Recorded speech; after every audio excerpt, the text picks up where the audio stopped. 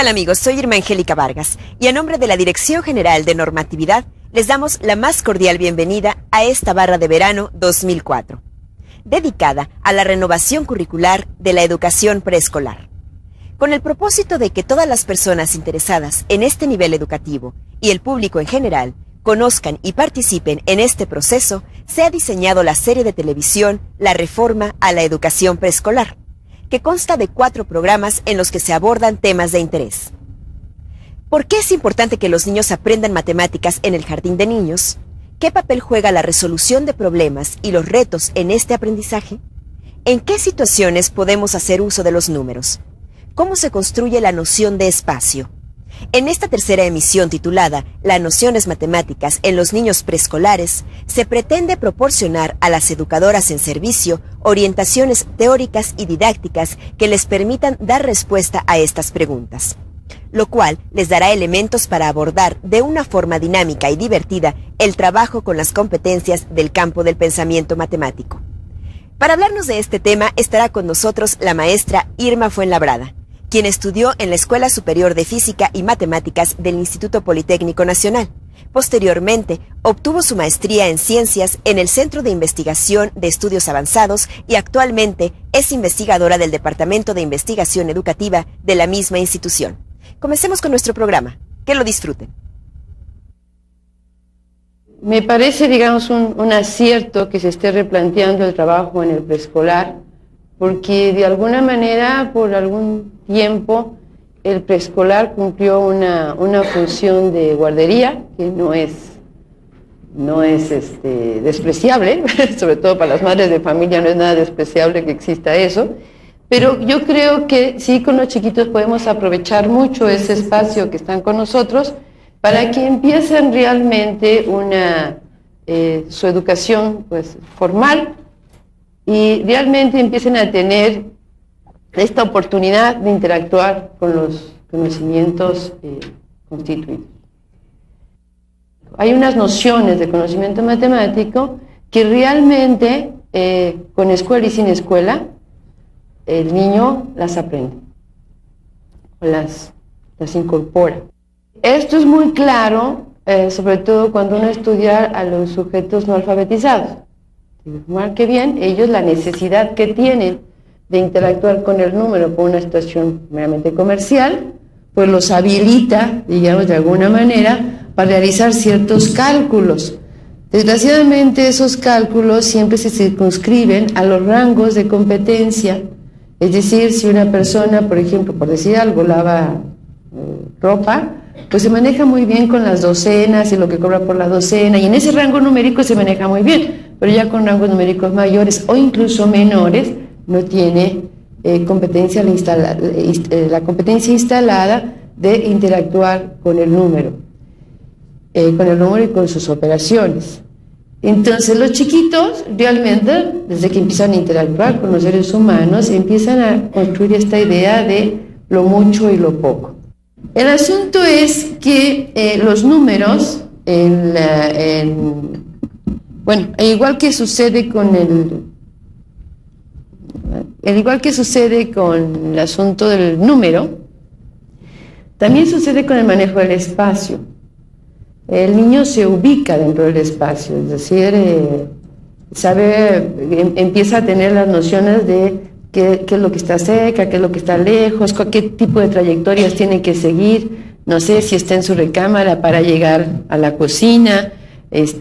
Cuando nosotros empezamos a decir, oye, ve a la recámara y tráeme no sé qué, él ya tiene una imagen mental del espacio que tiene que recorrer, para la trayectoria que tiene que seguir para llegar del punto donde está al lugar que nosotros le estamos pidiendo que vaya.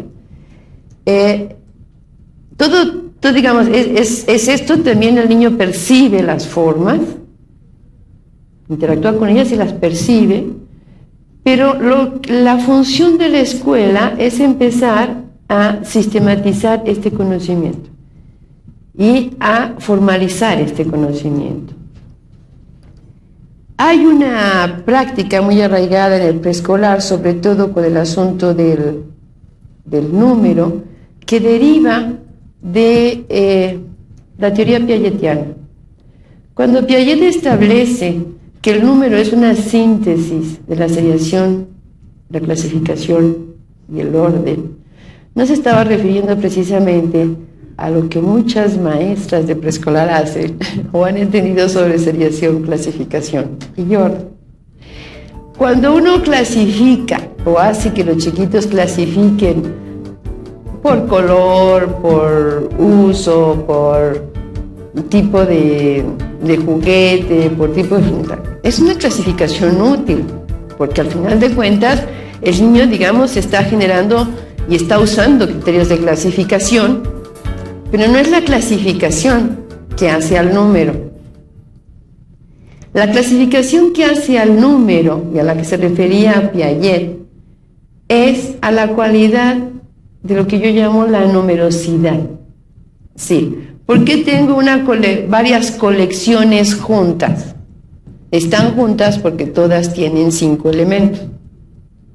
Independientemente que sean rojos, sean perros, sean gatos, sea lo que sea. La clase del 5 compete a todas las colecciones que tienen 5 elementos. Y esas colecciones pues pueden tener cualquier cosa. ¿A qué viene este asunto? La misma teoría psicogenética establece que el niño aprende interactuando con el objeto de conocimiento. Eso hace una gran diferencia a las posturas conductistas en donde se suponía que el sujeto aprendía a través de recibir información. ¿Se dan cuenta que depende de lo que nosotros asumamos respecto a cómo aprende el niño, es cómo actuamos frente a él para enseñarle? Si nosotros suponemos, por poner una cuestión meramente absurda, que el niño va a aprender matemáticas corriendo en la mañana media hora, pues lo ponemos a correr media hora en la mañana para que aprenda matemáticas, ¿sí? O sea, depende de lo que nosotros pensemos, de cómo es que el niño va a aprender lo que nosotros vamos a hacer. Cuando las teorías conductistas establecían que el sujeto aprendía a través de recibir información, los maestros, tanto de preescolar como de primaria y todo el sistema educativo, actuó en consecuencia. Tenía una disciplina que tenía que enseñar y entonces tomaba la información que marcaba el temario, el programa, y se la comunicaba a los niños, ¿no? Usando un lenguaje pues adecuado, es decir, tratando de adecuar el lenguaje en función de sus interlocutores. Ciertamente un maestro de universidad no iba a hablar con una maestra, lo mismo que una maestra de preescolar, pero todos hacíamos ese esfuerzo, ¿no? De que esta información que íbamos a dar pues fuera entendible por nuestros alumnos. Pero resulta que por más que informábamos, los chiquitos no daban muestras de aprender. Entonces empieza la repetición, ¿no? Uno empieza a repetir la información con la aspiración de que pues aquello se memorice y ya los niños nos puedan como repetir la información y entonces ya decimos, ya aprendió, ¿no? Ya aprendió. Pues resulta que no, sí aprendió, pero un poquito. Sí aprendió, pero un poquito. Puede aprender más. Cuando Piaget establece, el niño aprende interactuando, bueno, solo el niño, el sujeto aprende interactuando con el objeto de conocimiento. Viene la pregunta, ¿qué es eso de interactuar? ¿Cómo va a interactuar el niño con el número? Ahí te vamos a ver cómo puede interactuar con el número, cómo puede interactuar con la medida, cómo puede interactuar con el espacio. Pero me refiero a una interacción organizada por un sujeto que tiene la intención de que el otro aprenda. Porque el niño, ya nada más dando vuelta ahí, interactúa. ¿Ok? Interactúa con todo. Pero la escuela, la función de la escuela y la función de los maestros, de las maestras, es poner a los niños en una situación específica de interacción con determinado conocimiento. Entonces, en este asunto de cómo le hacemos para que el niño interactúe, y sobre todo que interactúe con una cosa tan abstracta como la matemática, pues surge lo que se llama ahora, y se reconoce ahora como la investigación en didáctica. En didáctica de la matemática desde la perspectiva constructivista del aprendizaje. En este sentido, digamos, yo les decía que no quería yo hablar de la selección, la clasificación y el orden. Luego si quieren me preguntan algo. Pero, ¿por qué? Porque si se trata de interactuar, ¿qué es el sujeto? Una de las cosas que ha quedado clara en el trabajo de la didáctica, la investigación didáctica, es que una manera de hacer que los niños se interesen en esa interacción es retarlos intelectualmente, plantearles un problema. Un problema que desde luego no rebase sus posibilidades cognitivas, pero tampoco tengan a la mano la respuesta, porque si tienen a la mano la respuesta no hay reto, ¿sí? El reto es fundamental. Eso es lo que hace que el sujeto empiece a interactuar. ¿Por qué? Porque el reto intelectual que se materializa, digamos, en el planteamiento de un problema o en el planteamiento de una pregunta, el sujeto lo que quiere es contestar esa pregunta, aclararse eso. Por eso hay un reto, o sea, hay una duda, yo no sé la respuesta, la quiero averiguar. El reto se materializa a través de un problema, de una pregunta, de una situación que tiene que ser contestada. Ciertamente, el material aparece mucho en preescolar y algunos maestros de los primeros grados lo aceptan. La verdad que el material puede permanecer muchísimo tiempo, pero el material está para apoyar el razonamiento del niño. El material en sí mismo no tiene el conocimiento matemático. Si nosotros ponemos a los chiquitos a jugar, ¿cómo se llama? Pues con unas fichitas de colores, pues son fichitas de colores. Eso va a tener, ese va a ser un material de apoyo al trabajo con sistema de numeración si empezamos a meter ciertas reglas de uso con esas fichitas. Pero y si hacemos que los chiquitos cumplan con las reglas cuando están jugando con eso. Pero si no, pues no, porque las corchalitas les pueden servir para hacer torrecitas. Y digo, está bien que un chiquito de preescolar haga torres, también desarrolla otras cosas, pero no conocimiento matemático.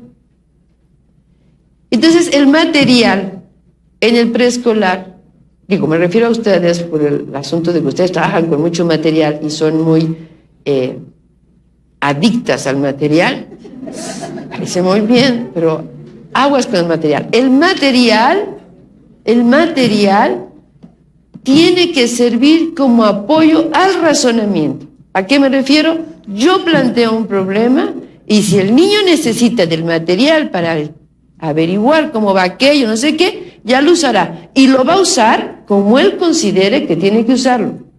Porque si ustedes empiezan, no, el rojo va aquí, el verde allá, el no sé qué, ustedes están usando el material y el niñito pues está, o la nena está haciendo lo que ustedes quieren, pero no lo que ellos quieren hacer, ni lo que ellos consideran necesario hacer para resolver un problema que ustedes les han planteado. ¿Pero qué es contar? Contar, y ahí me meto con la seriación, la clasificación y el orden de Piaget. ¿Cómo le hacemos para que el niño adquiera el concepto de número? Poniéndolo en situación en la que tenga que contar, en la que el conteo sea la estrategia que le permite resolver el problema. Para que un chiquito empiece a contar, necesita haber memorizado un cachito de la serie, memorizado, así como periquitos. Un chiquito que todavía no puede decir 1, 2, 3, 4, 5, 6, 7, 8, 9. Todavía no puede empezar a contar formalmente, porque para poder contar necesita de esa serie oral bien dicha, porque si anda diciendo 1, 2, 3, 5, 7, 14, 19, pues no. Tiene que decir un cachito, hasta el 7. 1, 2, 3, 4, 5, 6, 7. Eso no es suficiente para que pueda contar. Es necesario, pero no es suficiente. Porque resulta que ya tiene que poner en correspondencia esa serie oral con cada uno de los objetos que está contando. Y en correspondencia biunívoca. Eso quiere decir, por cada cosa que pasa, dice un nombre. 1, 2, 3. Los malvados luego pasan 2 y dicen un número y no pasa nada. A lo mejor lo hacen bien y dicen 1, 2, 3, 4, 5, 6. Decimos, ¿cuántos tienes? 17. ¿Por qué? Porque todavía no sabe que el último nombre que nombra es el que dice cuántos son. Esa es otra de las cosas que tiene que descubrir. Tiene que descubrir, tiene que desarrollar, digamos, esta habilidad de establecer la correspondencia biunívoca entre lo que cuenta y entre la serie oral. Aquí el asunto es que no nos confundamos. Las mamás solemos confundirnos, y las maestras de preescolar y los maestros de preescolar también.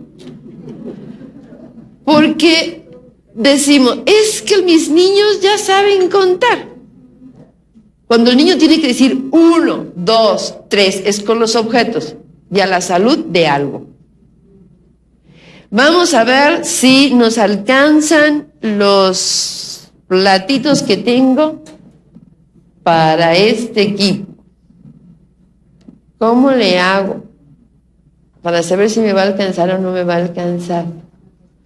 Una posibilidad es agarrar los canijos platos y ponerle un plato a cada quien, ¿no?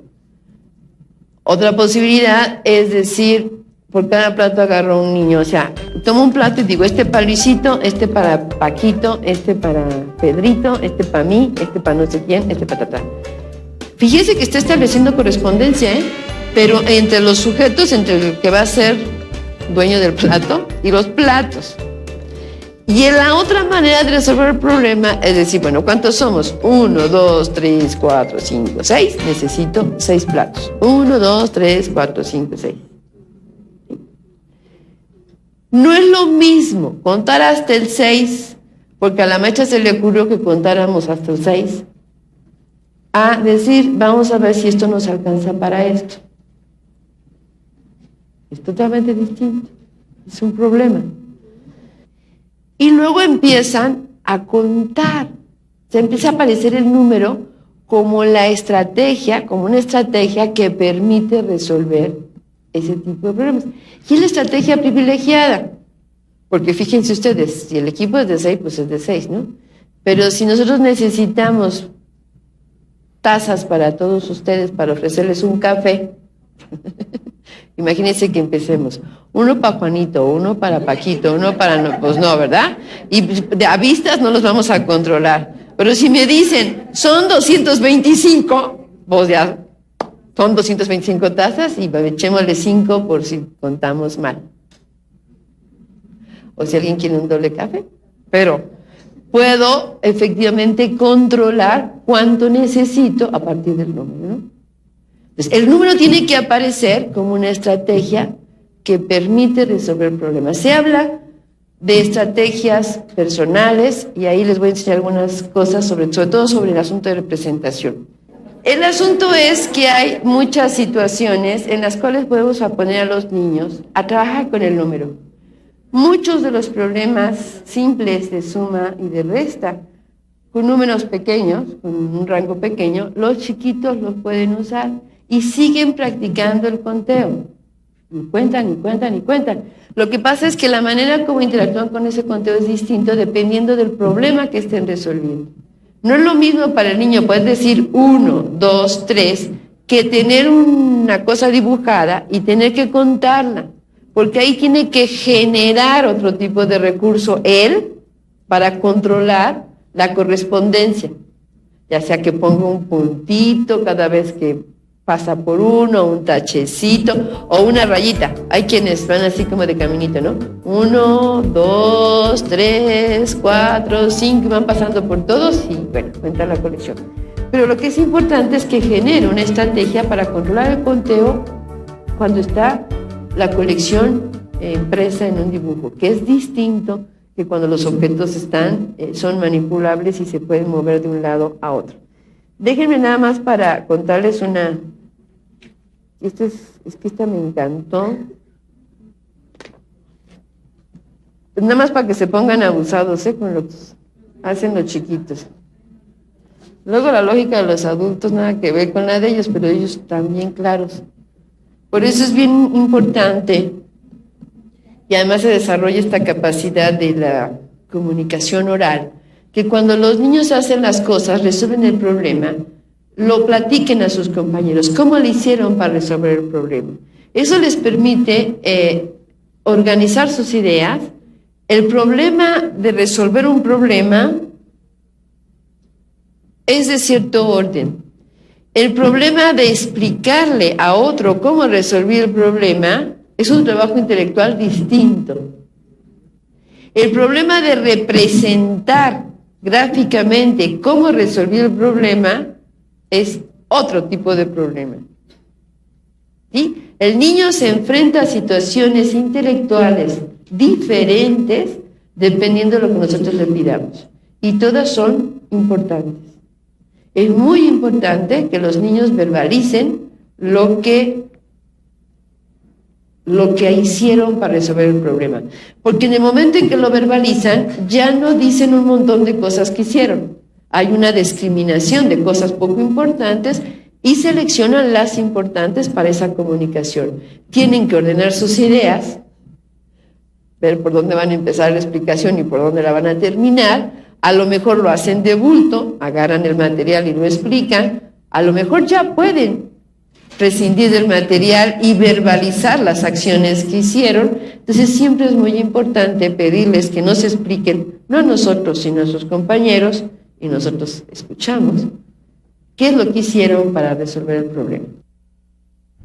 Son muy interesantes los planteamientos de la maestra Fuenlabrada, ya que nos invitan a trabajar bajo este nuevo enfoque de resolución de problemas en el que las matemáticas se vuelven actividades divertidas e interesantes para los niños, ya que pueden hacer uso de estos conocimientos y expresar lo que entienden sin temor a equivocarse. Bien, pues hemos llegado al final de nuestro programa titulado Las nociones matemáticas en los niños preescolares. Recuerden que la semana próxima los esperamos aquí, en la Barra de Verano 2004, con nuestra cuarta emisión de la serie La Reforma a la Educación Preescolar. Soy Irma Angélica Vargas, y a nombre de la Dirección General de Normatividad les damos las gracias por su atención. Hasta pronto.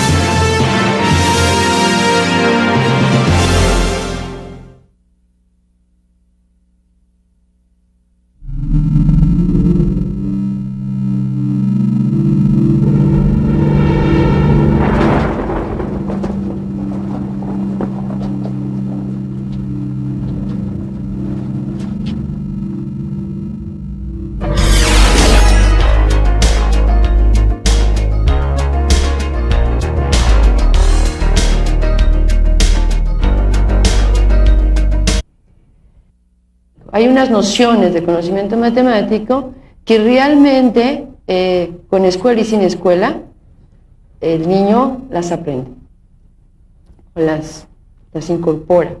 Esto es muy claro, sobre todo cuando uno estudia a los sujetos no alfabetizados. Marque bien, ellos la necesidad que tienen de interactuar con el número por una situación meramente comercial, pues los habilita, digamos, de alguna manera, para realizar ciertos cálculos. Desgraciadamente esos cálculos siempre se circunscriben a los rangos de competencia. Es decir, si una persona, por ejemplo, por decir algo, lava ropa, pues se maneja muy bien con las docenas y lo que cobra por la docena. Y en ese y los retos en este aprendizaje, ¿en qué situaciones podemos hacer uso de los números? ¿Cómo se construye la noción de espacio? En esta tercera emisión titulada Las nociones matemáticas en los niños preescolares, se pretende proporcionar a las educadoras en servicio orientaciones teóricas y didácticas que les permitan dar respuesta a estas preguntas, lo cual les dará elementos para abordar de una forma dinámica y divertida el trabajo con las competencias del campo del pensamiento matemático.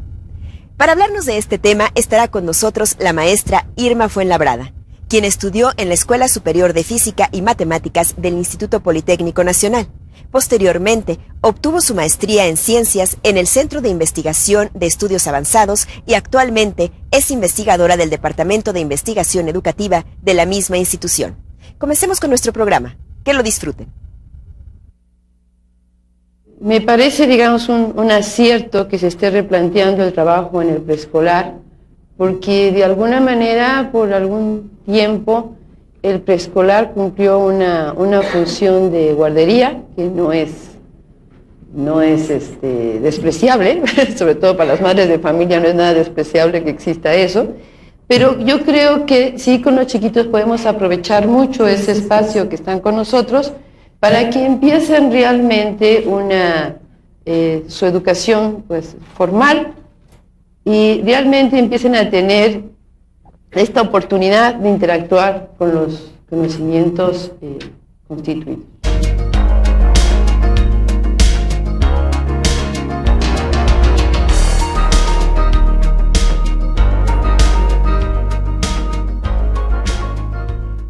¿Qué tal amigos? Soy Irma Angélica Vargas y a nombre de la Dirección General de Normatividad les damos la más cordial bienvenida a esta barra de verano 2004.